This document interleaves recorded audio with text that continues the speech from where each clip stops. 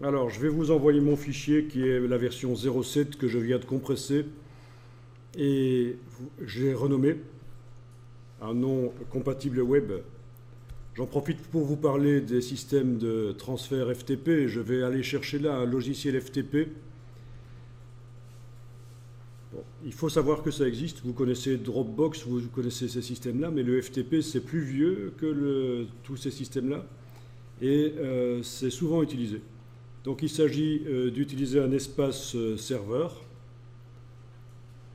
et de transférer par système FTP, File Transfer Protocol, donc protocole de transfert de fichiers. Je transfère sur l'espace serveur et n'importe qui à qui je donne les droits peut aller récupérer.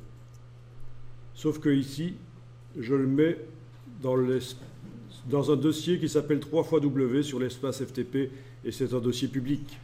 Quiconque a l'adresse peut récupérer. C'est public, c'est le web. Donc sur le FTP, on peut envoyer des fichiers qui ne sont accessibles qu'avec mot de passe, mais sinon on peut aussi le mettre de manière publique. Et une fois que ce sera transféré, je vous donnerai l'adresse pour le récupérer sans devoir utiliser un logiciel FTP. Donc si ce n'est pas dans le dossier 3xW, vous devez avoir un logiciel FTP. C'est gratuit. FileZilla, c'est gratuit. Sinon, voilà, là, vous n'allez pas devoir avoir un logiciel FTP parce qu'il suffira d'avoir un navigateur web. Je vous montre ici le nom du logiciel FTP gratuit qui est fait par la même boîte que celle qui fait Firefox. Transfert de fichiers. Donc c'est plus rapide que de passer par le web en fait, que de passer par un navigateur normalement. Si on fait vraiment du FTP de chaque côté, chacun a son logiciel FTP. Et oui, il faut avoir un site, en effet. Il faut avoir un espace web qui est généralement associé à un nom de domaine, en effet. En effet, oui. Mais je vous conseille vraiment d'avoir aussi votre nom de domaine. Il n'y a rien de pire sur un CV quand on voit que les personnes ont une adresse Gmail ou Hotmail. C'est éliminatoire, ça. Surtout dans le monde, bon, peut-être pas quelqu'un qui fait de la boucherie ou de la pâtisserie, mais quelqu'un dans le monde du graphisme, de l'infographie, qui utilise une adresse Gmail et qui met ça sur son CV, ce n'est pas très bien. Il vaut mieux avoir son site web à soi. Voilà. On peut avoir un site web sans avoir l'adresse qui est dans du site web. Si tu as un nom de domaine, tu as forcément au moins 10 adresses mail associées. Il suffit d'aller dans les réglages et tu vas trouver ça en fait.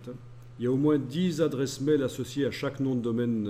C'est juste que tu n'es pas au courant.